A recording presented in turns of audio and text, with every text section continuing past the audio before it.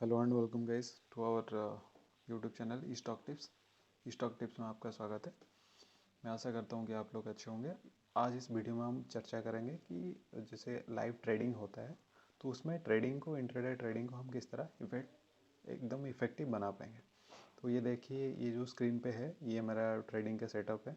Right, इस video को ना मैं थोड़ा सा स्पीड करके चला रहा हूँ क्यों नहीं तो काफ़ी टाइम लग जाएगा। राइट, तो आप भी इस तरह आप अपना सेटअप बना सकते हैं, खुद का सेटअप आप बना लेना। तो उसमें ये कोशिश करना, उसमें एटलीस्ट एक लैगिंग और एक लीडिंग इंडिकेटर हो। राइट, लैगिंग इंडिकेटर जैसे कि मान लीजिए आप मूविंग एवरेज हो गया। राइट, लीडिंग इंडिकेटर जैसे हो गया आरएसआई हो गया। तो इनका कॉम्बिनेशन के साथ आप ट्रेड करना।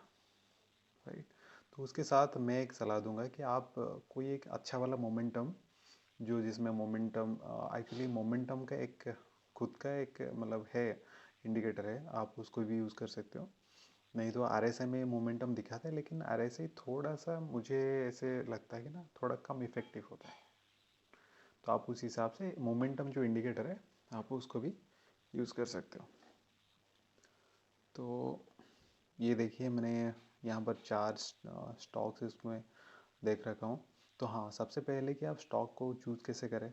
तो चूज़ करने के लिए आपको क्या करना है, आज जो एनएससी का जो वेबसाइट है, एनएससी के वेबसाइट में जाना है और आपको ये चेक करना है कि एनएससी में जैसे निफ्टी 50 हो गया, राइट, बैंक निफ्टी हो गया, तो कौन सा इंडेक्स में तेज़ी है या फिर मंदी है उसको थोड़ा चेक करना है, मतलब किस में मोमेंटम ज़्यादा है। तो अगर निफ्टी 50 में मोमेंटम ज़्यादा है in comparison to bank Nifty, तो आप निफ्टी 50 का जो स्टॉक है उसको चूज़ कर सकते हैं। अगर आप दोनों में भी है मोमेंटम है तो दोनों में से कोई सा एक स्टॉक को आप चूज़ कर सकते हैं। जैसे आज जैसे है, मैंने ये चूज़ किया है बैंकिंग है, क्योंकि निफ्टी 50 में इतना अच्छा खासा मोमेंटम था ही नहीं, लेकिन जो बैंक निफ्टी है उसमें अच्छा खासा मोमेंटम था। तो इसलिए मैंने एक ये जो बैंक का दो शेयर है, राइट, एक इंडसइंड बैंक है और बैंक ऑफ बड़ौदा, इन दोनों को मैंने चूज़ किया। राइट, तो देखिए ये जो बैंक ऑफ बड़ौदा है वो जैसे कि मार्केट ओपन है उसके बाद कंटिन्यू बढ़ रहा है, लेकिन अब ऐसा नहीं है कि बढ़ रहा है तो आप कहीं पर भी उसमें घुस जाओ। राइट, तो देखिए ये जैसे कि स्क्रीन पर भी दिख रहा है, ये बैंक ऑफ बड़ौदा का है। तो बैंक ऑफ बड़ौदा में ऊपर ऊपर जाके देखिए, कोई भी स्टॉक डायरेक्टली मतलब कंटिन्यूसली ऊपर तक नहीं बढ़ता है। कुछ देर तक ऊपर बढ़ेगा, फिर वापस थोड़ी देर के लिए आता है, वापस आता है, फिर वहाँ से बाउंस बैक करता है। मतलब जैसे स्टेप नहीं होता है, सीढ़ी जैसे होता है, राइट, स्टेप्स, तो उस तरह होता है। तो यहाँ पर देखिए स्क्रीन में ये जो का मतलब यहाँ पर दिखा रहा है। ओके, तो ये स्टॉक्स का मूवमेंट ऊपर की तरफ गया, वापस वहाँ से थोड़ा सा ऊपर लेवल से करेक्शन हुआ, करेक्शन होने के बाद एक बुलिश स्पिन उसने वहाँ पर बनाया है। राइट, तो इसका ये मतलब है कि नहीं, यहाँ से भी ऊपर की तरफ मोमेंटम हो सकता है। अच्छा, तो आप इंडिकेटर जो है मोमेंटम वाला इंडिकेटर है तो उसको एक बार चेक कर लेना। राइट, फिर कैंडल स्टिक को थोड़ा से ध्यान से आप नज़र रखना। तो हम यहाँ पर अभी एक पोजीशन लेंगे। ठीक है, तो आप यहाँ पर देख रहे होंगे जो वीडियो है, ऐसा नहीं है कि ये 9:15 बजे मार्केट खोला और मैं 9:20 पे अंदर चला गया हूँ। ये अराउंड, ये जो वीडियो मैं बना रखा हूँ ना, ये अराउंड 10 सवा 10 बजे के आसपास, क्योंकि थोड़ा समय तो लगता है। ऐसी बात नहीं है कि आप बैठे और आपको ट्रेड मिल जाएगा, ऐसा नहीं होता है। तो आप थोड़ा सा समय दीजिए, जहाँ पर मौका मिले उधर ही आपको एंट्री लेना है। तो यहाँ पर हमें ना बैंक ऑफ बड़ौदा में एक छोटा सा मौका दिख रहा है, जिसमें क्या मौका का ये मतलब है कि एक्सपेक्टेड गेन, एंड अगर रिवर्सल होगा तो कहाँ तक रिवर्सल हो सकता है। राइट, क्योंकि अगर बड़े कैंडल में आप एंट्री लोगे तो आपको पता ही नहीं चलेगा कि नहीं, फिर स्टॉप लॉस कहाँ लगाओगे। तो इस जगह पे एक छोटा सा स्टॉप लॉस हमें मिल रहा है और एक्सपेक्टेड गेन थोड़ा सा ज़्यादा है। राइट, तो हम इस तरह जगह पे एंट्री लेंगे। ठीक है, तो आप इसको ना थोड़ा सा 1 ईयर 4 ईयर 1 डे के हिसाब से एक बार उसको चेक कर लाने कि देखो ये एक्चुअली क्या हो क्या रहा है, कि मतलब ट्रेंड में है या नहीं है, अप ट्रेंड में है, डाउन ट्रेंड में है। अगर अप ट्रेंड में है, 1 डे की कैंडल में अगर अप ट्रेंड है, तो अगर ऊपर जाके ना थोड़ा सा नीचे करेक्शन होता है तो फिर आप लेना। हाँ, दूसरी बात है, जैसे कि बैंक का है तो आपको बैंक निफ्टी का मूवमेंट के ऊपर भी बार बार ध्यान रखना पड़ेगा। अगर बैंक निफ्टी गिरेगा तो ऑब्वियसली बैंक, जितने भी बैंक होंगे उनके शेयर में भी थोड़ा करेक्शन आता है। तो आप ये देखना कि बैंक का शेयर है तो बैंक निफ्टी में अगर अच्छा खासा मूवमेंट है तो आपको यहाँ पर भी लेना है, राइट। मतलब सेम मूवमेंट होना चाहिए। अगर बाय की तरफ जा रहे हो तो ऊपर की तरफ मूवमेंट होना चाहिए, सेल की तरफ हो तो अच्छा सेल के मतलब शॉर्ट की तरह मोमेंटम होना चाहिए। तो हमें अभी ये कन्फर्मेशन मिल गया है जो बैंक ऑफ बड़ौदा है उसमें, लेकिन ये जो बैंक निफ्टी है थोड़ा सा उसमें दिक्कत आ रही है, ऊपर लेवल से थोड़ा करेक्शन वाला दिखाई दे रहा है, डोजी या फिर ये जो स्पिनिंग टॉप बना रखा है, एक बियरिश कैंडल है, राइट। लेकिन इसमें जो बैंक ऑफ बड़ौदा है ये अभी भी काफ़ी बुलिश है, तो हम यहाँ पर एक पोजीशन लिए, ठीक है। तो हमें लेना पड़ेगा कहाँ पर, अराउंड ये जो है जो छोटा छोटा कैंडल दिखाई दे रहा है ना, छोटा कैंडल जो दिखाई दे रहा है वहाँ पर आपको लेना है, ठीक है। उन्हीं के आसपास प्राइस, ऐसा भी नहीं होना चाहिए कि आप एकदम से मतलब भाग रहे हो, कैंडल बड़ा से कैंडल बन गया और आप एकदम भाग गए, उस तरह भी नहीं होना चाहिए। तो हमें यहाँ पर, क्योंकि देखियो इस जगह पर ना हमें एक मौका मिल रहा है, तो हम इस जगह पे हम एंट्री ले सकते हैं। और मैंने यहाँ पर एक पोजीशन ले लिया है,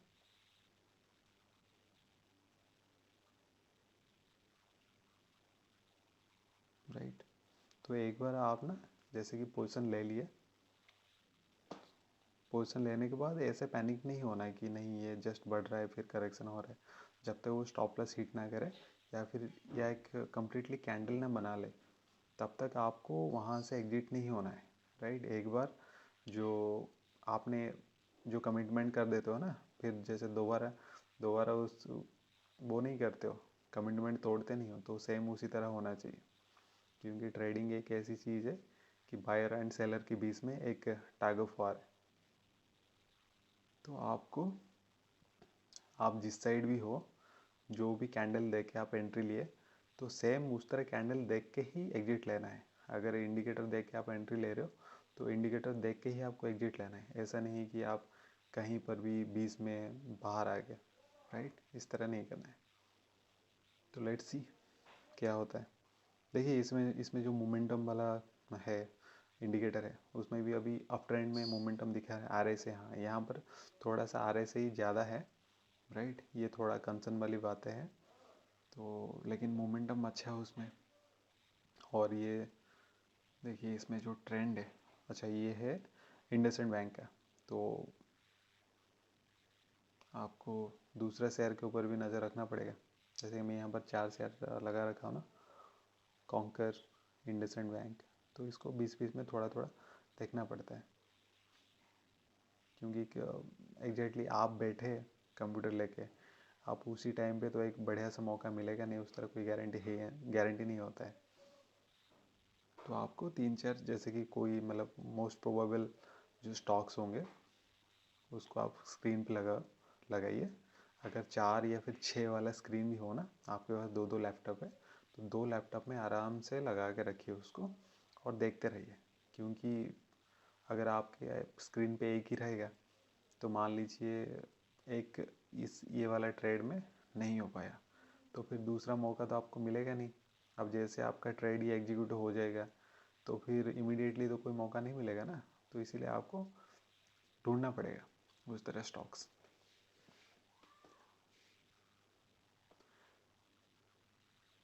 राइट। तो इसको देखते रहिए। देखिए दोस्तों ट्रेडिंग क्या है ना, एक जस्ट एक जो शिकार करने जैसा है। आप जितना घात लगा के बैठोगे उतना बढ़िया है। आप ऐसा नहीं है कि आप हर हिरन के पीछे आपको नहीं भागना है।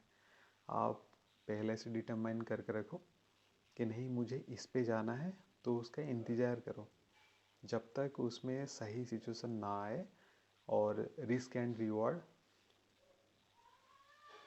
ठीक ना हो तब तक उसमें नहीं घुसना है, राइट। ऐसा मैंने बहुत बार देखा हूँ, लोगों के अंदर ना पेशेंस नहीं होता है। लोग सोचते हैं कि मैंने कंप्यूटर खोला तो मुझे एक मौका मिल जाएगा और मैं घुस जाऊँगा। तो अक्सर ऐसे ही होता है कि आप जैसे ट्रेड लोगे तो फिर वो गिरने लग जाएगा। अगर बाय की तरफ लिए गिर जाएगा, शॉर्ट किए तो बढ़ जाएगा। वो सिर्फ और सिर्फ आप लोग के साथ नहीं होता है, मेरे साथ भी होता है। अगर आप इस तरह मतलब कभी कभार इंसान ना जज्बाती हो जाता है, सोचता है कि नहीं, अगर यही सिचुएशन नहीं है तो कहीं नहीं है, ये आखिरी मौका है। ऐसा ही कुछ नहीं है, ये रोज़ मौका मिलता है इंट्राडे के लिए। बस आप अपना कैपिटल को थोड़ा बचा के रखिए, ठीक है। इसका ये मतलब नहीं है कि आप इंट्राडे करोगे तो मतलब श्योर शॉर्ट प्रॉफिट मिलेगा ही मिलेगा, लेकिन हाँ, आप लॉस को थोड़ा मिनिमाइज़ कर सकते हैं। प्रॉफिट आप, अगर आप लॉस को मिनिमाइज़ करके रखोगे, ज़्यादा दिन मार्केट में रहोगे, तो ज़्यादा प्रॉफिट फ्यूचर में कमा सकते हो। नहीं तो जिस दिन आपके अकाउंट में बैलेंस खत्म हो जाएगा ना, फिर उसके अगले दिन आप ट्रेड ही नहीं ले पाओगे, तो फिर प्रॉफिट कहाँ कमाओगे। ओके। और कुछ कुछ दिन भी ऐसे होते हैं, आप कितना भी कोशिश कर लो, नहीं होगा वो दिन। वो बोलते हैं ना कि नहीं, हमारी किस्मत में नहीं था, बस नहीं है उस दिन मतलब लॉस को थोड़ा सा एक्सेप्ट करो। ऐसी बात नहीं है कि आज 5,000 लॉस हो गया तो हमें जब तक वो 5,000 रिकवर नहीं कर लेंगे तब तक हम निकलेंगे नहीं, ऐसा मत करना। क्योंकि जिस दिन लॉस होता है ना, काफ़ी लंबा लॉस हो जाता है, आपको पता भी नहीं चलेगा। लेकिन जिस दिन प्रॉफिट होगा तो लंबा प्रॉफिट होगा, लेकिन आप उसके लिए रुकना तो पड़ेगा ना, राइट। तो इसको देखते रहिए। अच्छा ठीक है, हम यहाँ पर टारगेट लगा दिए, जो टारगेट लगा रखे 182.45। हाँ, यहाँ पर मैं ना, क्योंकि ये जो था ना, ये ट्रेडिंग सिर्फ सिर्फ डेमोन्स्ट्रेशन पर्पज़ के लिए है, तो हम यहाँ पर रिस्क एंड रिवॉर्ड को देख के इसमें थोड़ा सा ज़्यादा 1:1.5 या फिर 2 ले सकते थे, लेकिन ये डेमोन्स्ट्रेशन पर्पज़ के लिए, ये सिर्फ सिर्फ आपको दिखाने के लिए है कि अच्छा ठीक है, किस तरह हम ट्रेडिंग कर सकते हैं, राइट।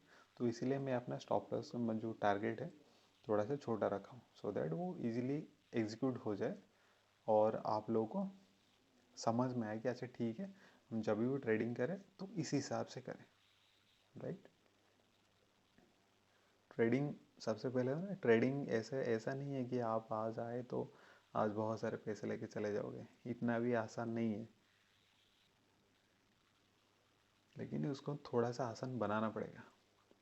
आप अच्छा खासा अपने आप को तैयार करो, रोज़ अपने आप को थोड़ा वक्त दो, सो दैट आप ट्रेडिंग के बारे में, ट्रेडिंग को थोड़ा समझ पाओ और इंडिकेटर को थोड़ा सा अच्छे से समझ पाओ, राइट।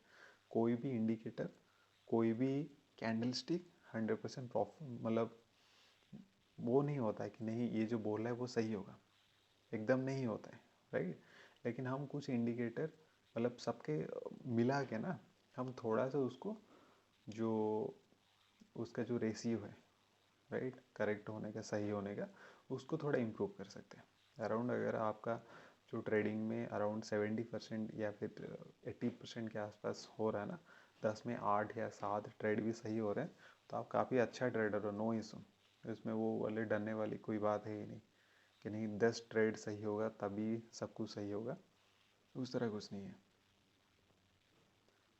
देखिए, हम अपना टारगेट तो लगा रखे हैं यहाँ पर 182.45 में, राइट।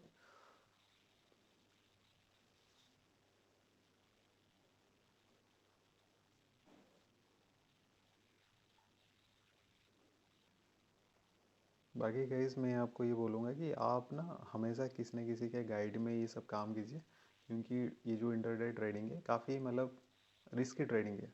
लिटरली बताओ तो रिस्की ट्रेडिंग है। हर किसी को आसान लगता है, लेकिन एक्चुअली इतना आसान है ही नहीं, ठीक है। कोई ये बोल दे, कोई वो अलग अलग बड़ा बड़ा स्क्रीनशॉट दिखा के ना लोग ऐसे बोलते रहते हैं, लेकिन उसमें क्या ना, आप अपने आप को थोड़ा इम्प्रूव करना पड़ेगा। आप अपने आप को इम्प्रूव करोगे तो जाके प्रॉफिट कमा सकते हो, मतलब कंसिस्टेंसी आएगा उसमें, राइट। तो आप अपने आप को थोड़ा टाइम दीजिए और अपने आप को इम्प्रूव कीजिए।